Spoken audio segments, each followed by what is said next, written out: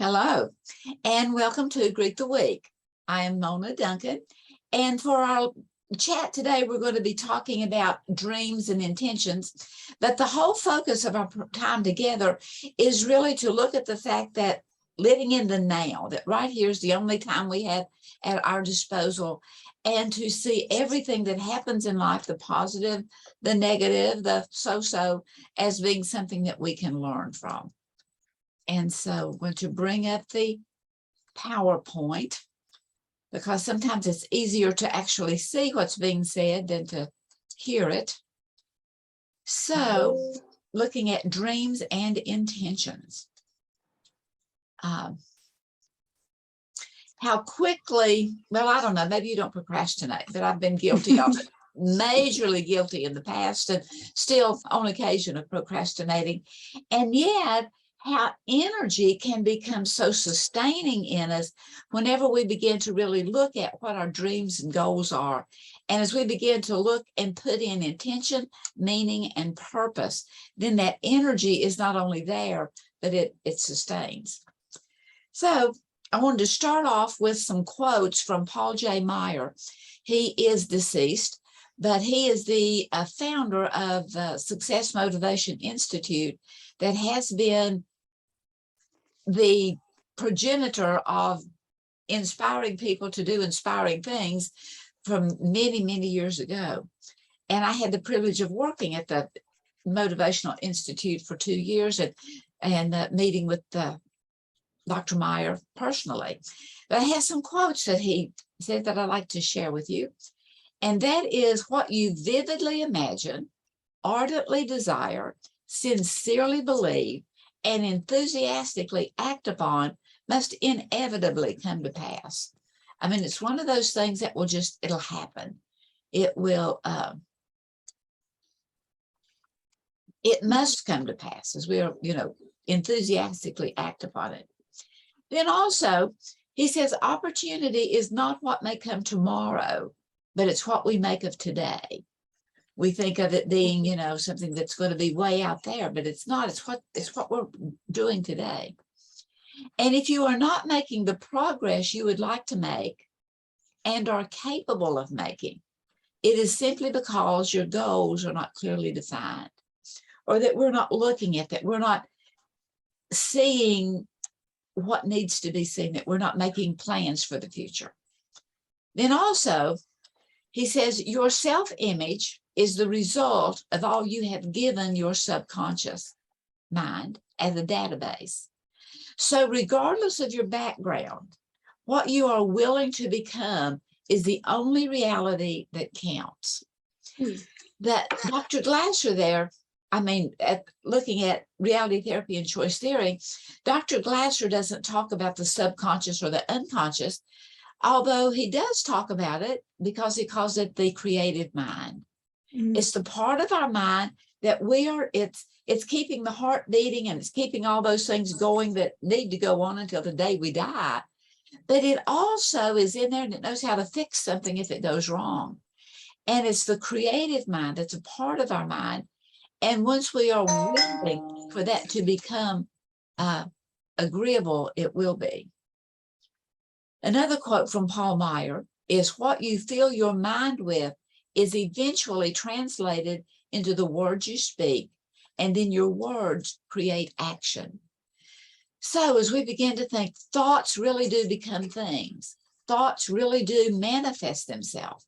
And again, no matter what the spectrum is, with my bookends, that no matter what the spectrum is from the positive to the negative, they're all on that spectrum somewhere. And so your words do create actions. And then consider every mistake that you make as an asset. So this is you, and you are uniquely unique. You are a soul. You are one of a kind. You are the fingerprints that no one else has some like. You are exceptional. You are distinctive, matchless, irreplaceable, rare, atypical, uncommon. There's all kinds of words that we can put to who we are as individuals. We're also authentic. We're genuine, real, valid, bona fide, true.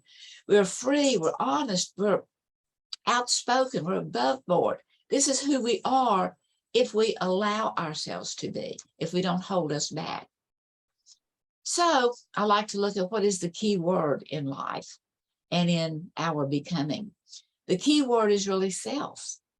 It is our self-image, it's our self-esteem, it's our self-worth, it's our self-action, it's our self-thoughts, but it's not to inflate the ego. So let's talk for just a minute about the self-image. And the image, it's your self-perception. It's your perception of you. Your self-image is your picture of you. And that picture may be true or it may be false. I like to use the analogy of someone that is anorexic, that they see themselves as being large, as being fat, as being, but they're just wasting away. So our self-image may be true or it may be false, the perception that we have of us. And I suggest, just on going through life, that the image we have of ourselves is pretty much based on what we look like, or what we think we look like, how physically apt we are, how healthy we are, how intelligent we are, that begins to base the image that we have of us, the picture we have of us. Well, then we have our self-esteem. And the esteem is value. And so self-esteem is your value of you. And it may be low or it may be high. It may be a healthy high or it may be an unhealthy high. And we'll look on that in just a minute. And so what is that self-esteem based on? It's based on how confident you are. And based on your abilities, whether it's the yes, I can, or no, I don't think I can.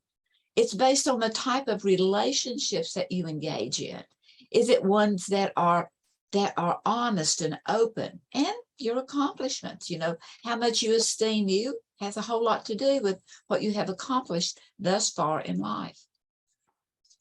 And so, conflict. What about self-conflict?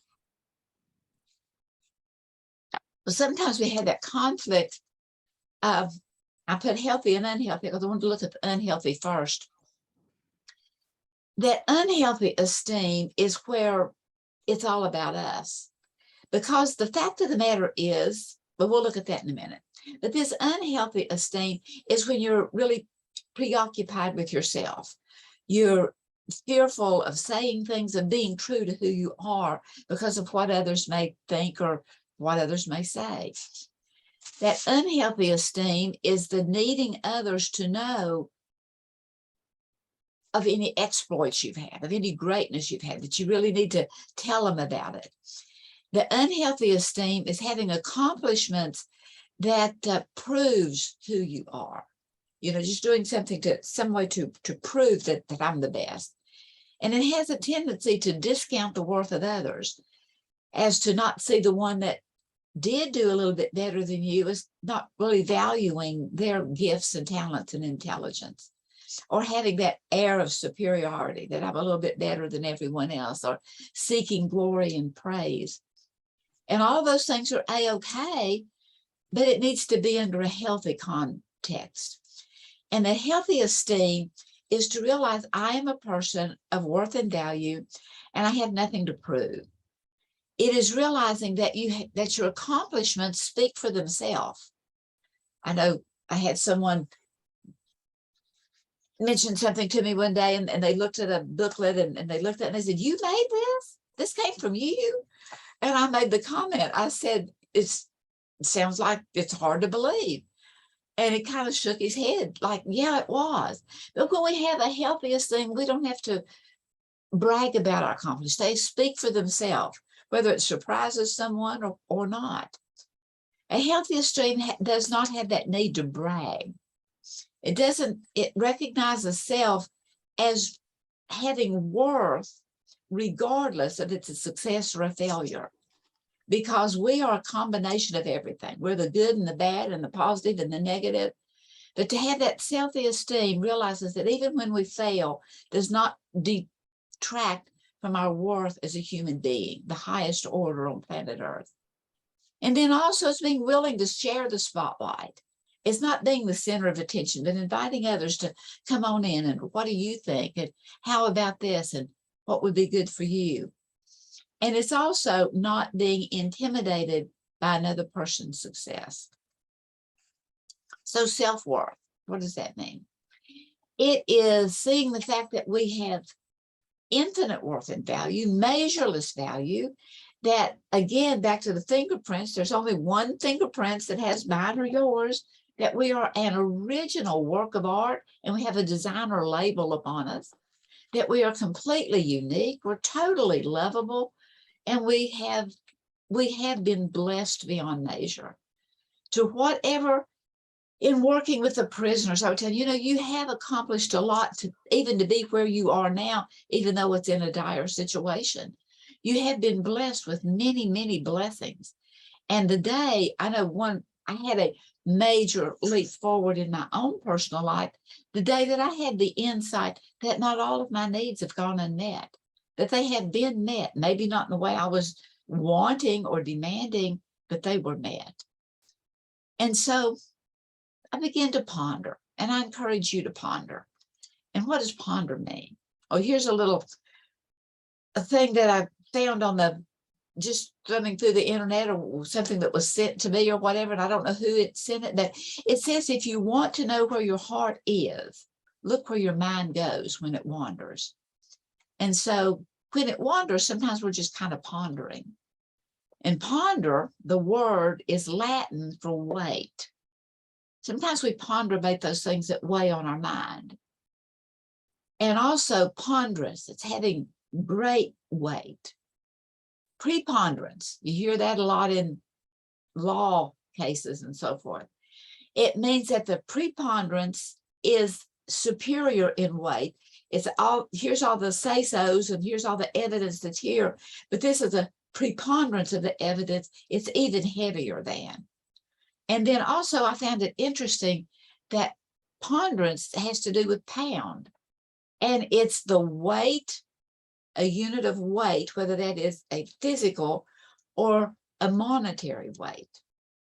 And so here I put in the second little, or the other little question marks there, because I was really thinking about that a pound can be weight, or it can also have a monetary value to it, as in, money and income and supply.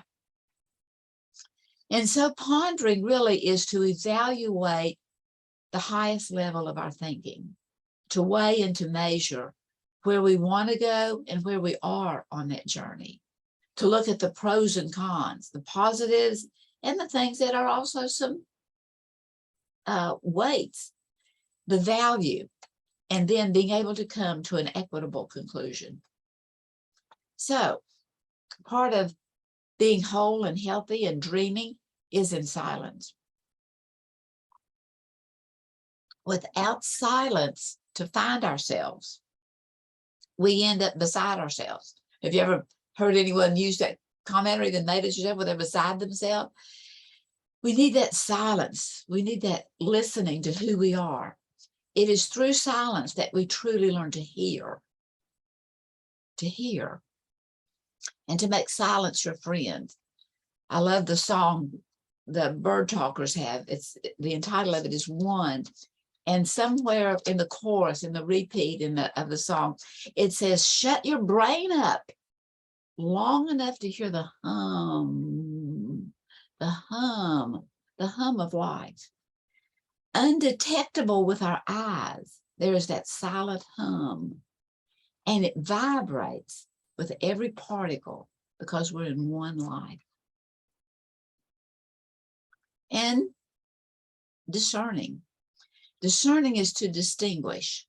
It is to be able to make out, to detect, to perceive when a change needs to be. There needs to be any separation or something, but that separation is in not to tear up and throw away necessarily, but at the same time, it's being prudent and judicious and diplomatic and polite. Discernment is telling the difference between the options Well, what are the options? They're just innumerable, but it's being able to tell the difference between the options and what we were saying yes to or what we're saying no to. So as we finish up for our little talk today, I have another inspirational quote from Paul Meyer. He says, by forgiving, we are training ourselves to be strong, confident, joyful, peaceful, happy, and loving. These positive attitudes add up, affecting every part of our lives.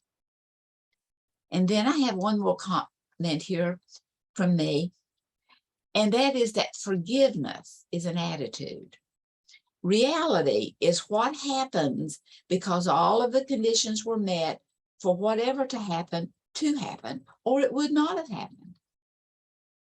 As life goes on, and so back to my bookends, on one end is wholeness and on one end is brokenness, because we are, we're whole and we're broken, and all of those things are on the same spectrum of life.